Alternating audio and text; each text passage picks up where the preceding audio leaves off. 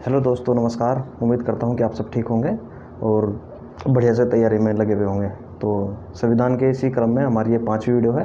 4 video हम पहले बना चुके हैं और आज की बात करें तो आज हमारा भाग 2 नागरिकता बहुत महत्वपूर्ण टॉपिक है, अनुच्छेद 5 से अनुच्छेद 11 तक। इससे पिछली वीडियो में हमने भाग 1 पर चर्चा की थी, जो संघ तथा उसके राज्य क्षेत्र, और अनुच्छेद 1 से लेकर 4 तक थी। यदि वो आपने वीडियो नहीं देखी है तो डिस्क्रिप्शन में लिंक उसका आपको मिल जाएगा, वहाँ से देख लीजिए। तो आज हम चर्चा करेंगे नागरिकता के विषय में। नागरिकता क्या होती है, नागरिकता संबंधी कानून जो हमारे संविधान में है वो कहाँ से लिया गया है, नागरिकता की आवश्यकता क्यों होती है, नागरिकता के विषय में अगर कानून बनाने की बात है तो उस पर कानून कौन बनाता है, कौन सा मंत्रालय बनाता है, नागरिकता अर्जित करने के, यदि आप भारत के नागरिक नहीं है और भारत की नागरिकता चाहिए तो आप कैसे भारत की नागरिकता ले सकते हैं, वो कौन कौन से प्रकार हैं, वो कौन कौन से तरीके हैं जैसे आप नागरिकता ले सकते हैं, और यदि आप भारत के नागरिक हैं और ऐसे कौन से कृत्य करने पर आप की नागरिकता जा सकती है, उन सब के बारे में आज हम डिटेल से पढ़ेंगे। और साथ ही साथ 5 से 11 तक किस किस अनुच्छेद में कौन सी चर्चा की गई है, उन सब के बारे में आज डिटेल में पढ़ेंगे। ठीक है, आइए शुरू करते हैं। सबसे पहले हमारा जो भाग है, भाग 2 नागरिकता, सिटीजनशिप इसे इंग्लिश में बोलते हैं, अनुच्छेद 5 से अनुच्छेद 11 तक। ठीक है, शुरू करते हैं। सबसे पहली बात, नागरिकता संबंधी कानून कहाँ से लिया गया है, कहाँ से लिया गया है? ठीक है, तो ब्रिटेन से लिया गया। कानून बनाने का अधिकार किसके पास है? कानून बनाने, दूसरी बात आती है कानून बनाने का अधिकार। तो कानून बनाने का अधिकार संसद के पास है। किसके पास है? संसद के पास है। और ये पूछा जाए संसद के कौन से मंत्रालय के पास है, तो इसमें आएगा गृह मंत्रालय के पास।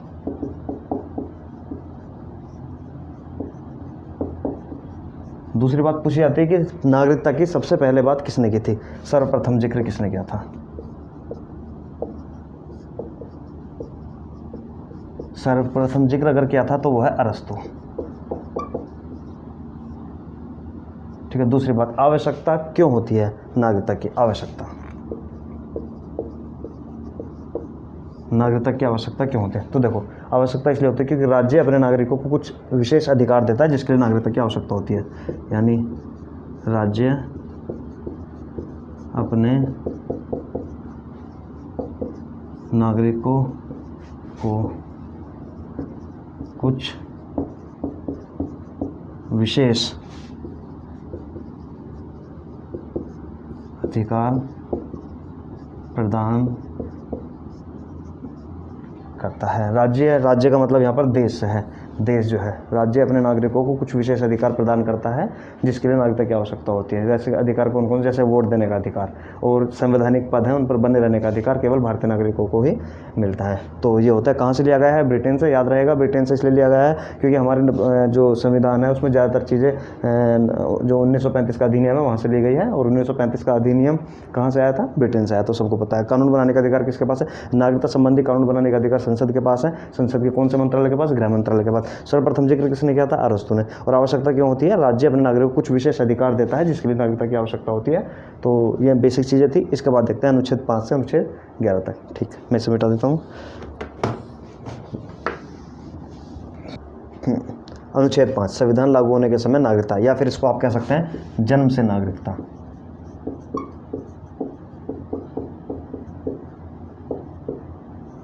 ठीक है, इसमें 3 शर्त मानी गई थी कि आप तीनों में से किसी एक को फॉलो करते हो। नंबर 1, देखते हैं क्या क्या शर्तें थी। पहली, आपका जन्म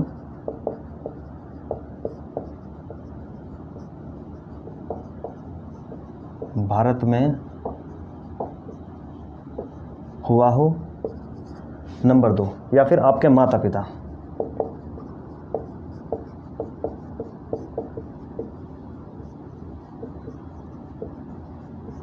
आपका जन्म भारत में हो, या फिर आपके माता पिता का जन्म भारत में हुआ हो। नंबर 3 बात, संविधान लागू होने के 5 वर्ष पहले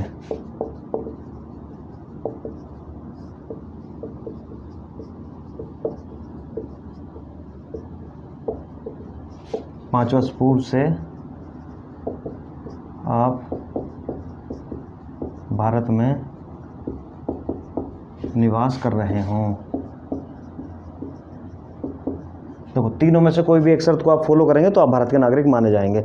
अनुच्छेद 5 में कहा गया है कि जन्म से नागरिकता, यदि आपका जन्म भारत में हुआ हो, आपके माता पिता का जन्म भारत में हो, या फिर संविधान लागू होने से 5 वर्ष पूर्व भी आपका जन्म भारत में हुआ हो, तो आपको भारतीय नागरिकता दे दी जाएगी। यह है अनुच्छेद 5। अनुच्छेद 6, वैसे व्यक्ति को नागरिकता जो पाकिस्तान से भारत आए, यानी पाकिस्तान से भारत अगर कोई आया है तो उसको भी नागरिकता दे दी जाएगी। लेकिन इसमें एक शर्त ध्यान रखनी पड़ेगी आपको। पहली शर्त यह है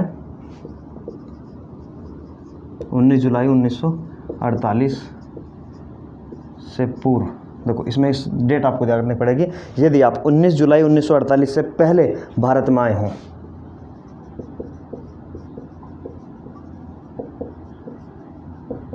यदि आप 19 जुलाई 1948 से पूर्व भारत में आए हों तो आपको भारत का नागरिक मान लिया जाएगा। यदि इसके बाद आते हैं,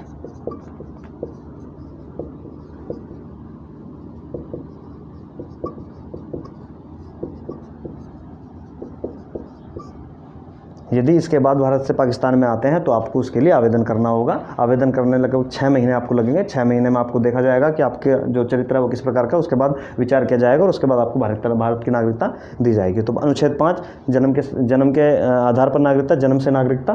ठीक है, इसमें 3 शर्त हैं। आपका जन्म भारत में हुआ, आपके माता पिता का जन्म भारत में हुआ, या फिर जो संविधान लागू होने से 5 वर्ष पूर्व से आप भारत में निवास कर रहे हो। अनुच्छेद 6 में कहा गया है यदि आप पाकिस्तान से भारत में आते हैं, क्योंकि उस समय भारत और पाकिस्तान का बंटवारा हुआ था, तो कुछ लोग भारत के पाकिस्तान गए थे और कुछ लोग पाकिस्तान से भारत आए। तो जो लोग पाकिस्तान से भारत आए तो उन संबंध में कानून बनाया गया था कि 19 जुलाई 1948 यानी लगभग 1 साल बाद उन भारत आए हों तो उसको भारत की नागरिकता दे दी जाएगी। यदि इसके बाद आते हैं तो उसके लिए आवेदन करना होगा। ठीक है, अनुच्छेद 7 ठीक इसका अपोजिट है। वैसे व्यक्ति को नागरिकता जो भारत से पाकिस्तान चले गए थे और वहाँ पर रहे, उन्हें लगा कि वहाँ की स्थिति सही नहीं है, तो फिर वे वापस भारत में आए तो उनको भी नागरिकता दे दी जाएगी। लेकिन नियम यही है, शर्त यही होगी कि 19 जुलाई 1948 से पहले भारत में आ गए हों। ठीक है, तो ये बात ध्यान रखनी पड़ेगी कि वे सभी व्यक्ति जो भारत से पाकिस्तान गए थे बंटवारे के समय, लेकिन वहाँ देखा तो उसके बाद यदि उन्होंने भारत में आने का पुनः विचार किया तो उस पर भारत की नागरिकता दी जाएगी यदि वे 19 जुलाई 1948 से पहले भारत में आ गए होंगे, और नहीं आए होंगे तो बाद में वही उस पर आवेदन करना होगा। अनुच्छेद 8 क्या था? भारतीय मूल के वे सभी लोग, यदि कोई भारत का नागरिक विदेश में रहता है और वहाँ पर उसकी कोई संतान उत्पन्न होती है तो उस संतान को भारत का नागरिक माना जाएगा। जैसे कि उस समय आपको पता है कि स्वतंत्रता आंदोलन चल रहा था, भारत के कुछ लोग विदेशों में भी क्रांति कर रहे थे, जैसे जापान में, बर्मा में और इंग्लैंड में, तो उन सभी लोगों को भी भारत की नागरिकता दे दी जाएगी। अब देख लेते हैं 5, 6, 7 और 8। 5 में जन्म से नागरिकता, 6 में है जो पाकिस्तान से भारत में आए हैं, 7 में जो भारत से पाकिस्तान में गए हैं, देखो दोनों अपोजिट हैं, और 8 में भारतीय मूल के वे सभी लोग यानी भारत के नागरिक जो विदेश में रह रहे हैं, विदेशियों को नागरिकता। लेकिन वास्तव में देखे जाए तो इन सभी अनुच्छेदों की आज की तारीख में कोई औचित्य नहीं रहा, तो ये सब ज़्यादा बहुत इंपॉर्टेंट नहीं है। बस आप याद रखें कि किस में क्या है। 5 में जन्म से नागरिकता, 6 में पाकिस्तान से भारत, और 7 में भारत से पाकिस्तान, और 8 में भारत मूल के विदेशियों को नागरिकता, यानी जो भारत में है विदेश चले गए हैं उनके वहाँ पर कुछ संतान होती है तो उसको भी भारत की नागरिकता दे दी जाती है। आगे वाले देखते हैं।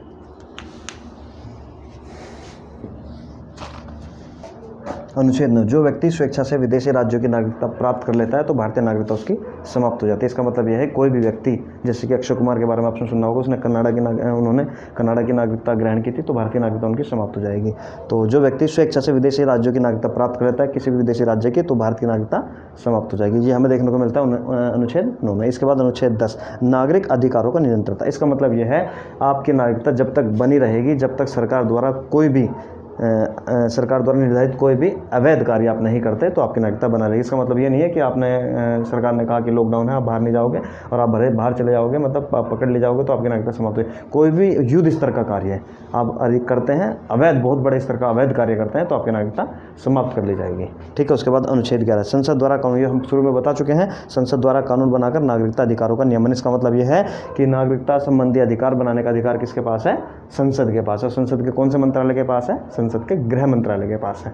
तो एक बार देख लेते हैं अनुच्छेद 9, यदि कोई भारत का नागरिक विदेशी राज्य की नागरिकता ग्रहण कर लेता है तो भारत की नागरिकता समाप्त हो जाएगी। उसके बाद अनुच्छेद 10, आपकी नागरिकता तब तक बनी रहती है जब तक का कोई अवैध कार्य, बहुत बड़े युद्ध स्तर का कोई अवैध कार्य आप नहीं करते तो आपकी नागरिकता कहीं नहीं जाने वाली। यदि आप सुरक्षित हैं तो सुरक्षित है, नागरिकता कहीं नहीं जाएगी जब तक आप कोई अवैध कार्य नहीं करेंगे। अनुच्छेद 11, संसद द्वारा कानून बनाकर, यानी यह है संसद पर कानून बनाने, मतलब नागरिकता बनाने का अधिकार किसके पास है?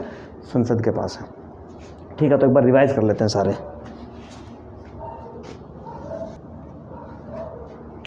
तो देखते हैं अनुच्छेद 5 जन्म से नागरिकता, अनुच्छेद 6 पाकिस्तान से भारत आने पर और भारत से पाकिस्तान जाने पर, अनुच्छेद 8 विदेशी नागरिकता, अनुच्छेद 9 अन्य देश की नागरिकता, यदि आप अन्य देश की नागरिकता ग्रहण करें तो भारतीय समाप्त हो जाएगी। अनुच्छेद 10 निरंतरता, आपकी नागरिकता लगातार बनी रहेगी, ऐसा नहीं कि छोटे मोटे कार्य करने पर आपकी नागरिकता खत्म हो जाएगी। अनुच्छेद 11 अधिकार किसके पास है, नागरिकता संबंधी अधिकार किसके पास है, संसद के पास है। एक बार फिर देखते हैं, अनुच्छेद 5 जन्म से नागरिकता, अनुच्छेद 6 पाकिस्तान से आने पर, अनुच्छेद 7 पाकिस्तान से भारत से पाकिस्तान जाने पर, अनुच्छेद 8 विदेशों को नागरिकता, यदि कोई विदेश में है तो उसको भारतीय मूल का है, विदेश में बच्चों को जन्म देता है तो उसके पुत्रों को भारतीय की नागरिकता दी जाएगी। अनुच्छेद 9 किसी अन्य देश की नागरिकता से ग्रहण करने पर, अनुच्छेद 10 निरंतरता, यह निरंतरता का मतलब आप समझते हैं, मैंने बताया है। और अनुच्छेद 11 अधिकार किसके पास है, संसद के पास है। ठीक है, तो आज इसके आगे देखते हैं। देखो अनुच्छेद 5 से 11 तक नागरिकता के संबंध में देखने को मिलता है, लेकिन नागरिकता संबंधी अधिनियम उस समय कोई नहीं था, तो ये अधिकार किसको दिया गया था, संसद का। यदि भविष्य में आवश्यकता पड़ती है तो इस संबंध में अधिकार कौन बनाएगा, इस संबंध में नियम कौन बनाएगा, संसद इस संबंध में क्या बोलते हैं, अधिनियम बनाएगा। तो नागरिकता अधिनियम, नागरिकता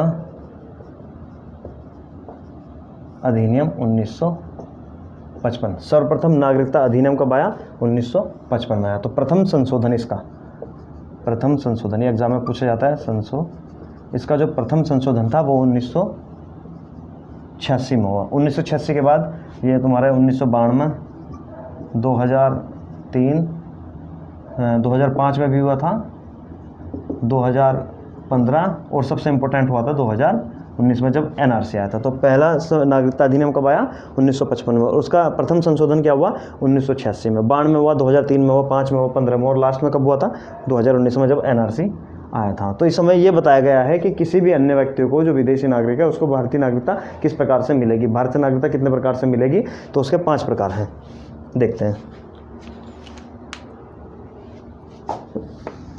नागरिकता का अर्जन, नागरिकता का अर्जन 5 प्रकार से एग्जाम में पूछा जाता है कि भारत में नागरिकता का अर्जन कितने प्रकार से किया जाता है, तो 5 प्रकार से। पहली बात, जन्म से, कोई भी बच्चे का जन्म यदि भारत में होता है तो उसे भारत का नागरिकता दे दी जाएगी। लेकिन इसमें समस्या आने लगी, मान लो कोई महिला है, भारत में घूमने के लिए आई है, उसने यहाँ पर बच्चे को जन्म दिया है, तो क्या उसे भारतीय नागरिकता दी जाएगी। तो जब इस प्रकार की कठिनाई आने लगी तो 1986 में पहला अधिनियम संशोधन हुआ था। तो उसमें क्या कहा गया है कि जो बच्चा भारत में जन्म लेगा उसके माता या पिता उनमें से कोई भी एक भारतीय होना चाहिए। ठीक है, तो जन्म के आधार पर नागरिकता का मतलब यह है, जन्म के आधार पर नागरिकता, उसके माता या पिता बच्चे के भारतीय होने चाहिए। उसके बाद वंश के आधार पर नागरिकता, जो बच्चा जन्म ले रहा है उसमें भी ये कंडीशन है कि उसके माता या पिता कोई भी एक को क्या होना चाहिए, भारतीय होना चाहिए। पंजीकरण के द्वारा नागरिकता, देखो पंजीकरण के द्वारा क्या हो गया था, यानी कोई व्यक्ति यदि यहाँ आता है, विदेशी व्यक्ति कोई भारत में आता है और कम से कम वो पूरे पिछले 7 वर्ष से भारत में निवास कर रहा है तो उसे भी भारत के लिए नागरिकता के लिए आवेदन करने के लिए योग्य होगा। तो 7 वर्ष मिनिमम होनी चाहिए और उसके बाद वो आवेदन करेगा, और आवेदन करने के बाद उसका चरित्र वगैरह चेक किया जाएगा और उसके बाद उसे नागरिकता के बारे में विचार किया जाएगा। यानी पंजीकरण के द्वारा, रजिस्ट्रेशन के द्वारा 7 वर्ष मिनिमम उसकी एज होनी चाहिए। देशीकरण या प्राकृतिक रूप से, इसका क्या मतलब है, देखो देशीकरण या प्राकृतिक रूप से कोई भी व्यक्ति जो पिछले 10 वर्षों से भारत में रह रहा है, साथ ही साथ वो कला, विज्ञान या साहित्य के क्षेत्र में योगदान देता है। देखो पहली शर्त 10 वर्ष हो, फिर कला, विज्ञान या साहित्य में इनमें से किसी भी एक में रुचि रखता हो, प्लस पहली बात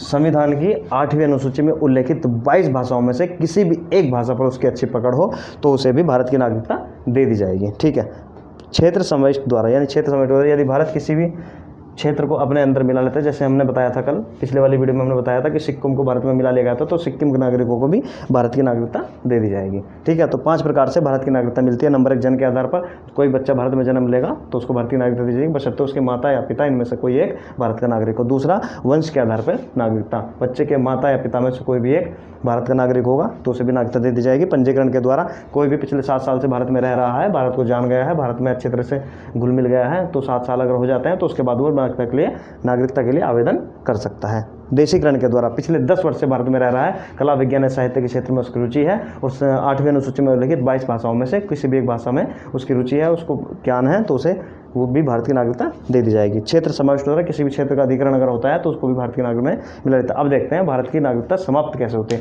भारत की नागरिकता 3 प्रकार से समाप्त होती है, देखते हैं। देखो, नागरिकता की समाप्ति 3 प्रकार से, और नागरिकता का अर्जन कितने प्रकार से? 5 प्रकार से हम देख चुके हैं। ठीक है, नागरिकता की समाप्ति कितने प्रकार से? 3 प्रकार से। तो देखते हैं स्वैच्छिक त्याग। स्वैच्छिक त्याग क्या होता है? स्वैच्छिक त्याग का मतलब है यदि कोई, देखो पिछली में बताया था हमने, पहले बताया था कि यदि कोई व्यक्ति किसी अन्य देश की नागरिकता स्वीकार कर लेता है तो उसकी नागरिकता समाप्त हो जाए। उसके बाद बर्खास्त क्या होता है? यदि कोई ऐसा बड़ा कृत्य कर देता है जो अवैधिक, बहुत बड़े स्तर पर क्या बोलते हैं, अवैध हो, तो उसकी नागरिकता बर्खास्त कर दी जाएगी। और वंचित करने पर, यदि कोई व्यक्ति गलत तरीके से नागरिकता ग्रहण करता है तो उसको भी नागरिकता से वंचित कर दिया जाएगा। तो आज की वीडियो में इतना ही। उम्मीद करता हूँ कि ये वीडियो आपको पसंद आई होगी। अब पसंद आई है तो शेयर करें, सब्सक्राइब करें, लाइक करें, और सब्सक्राइब करके आया है तो बेल आइकन का दबाएं। धन्यवाद।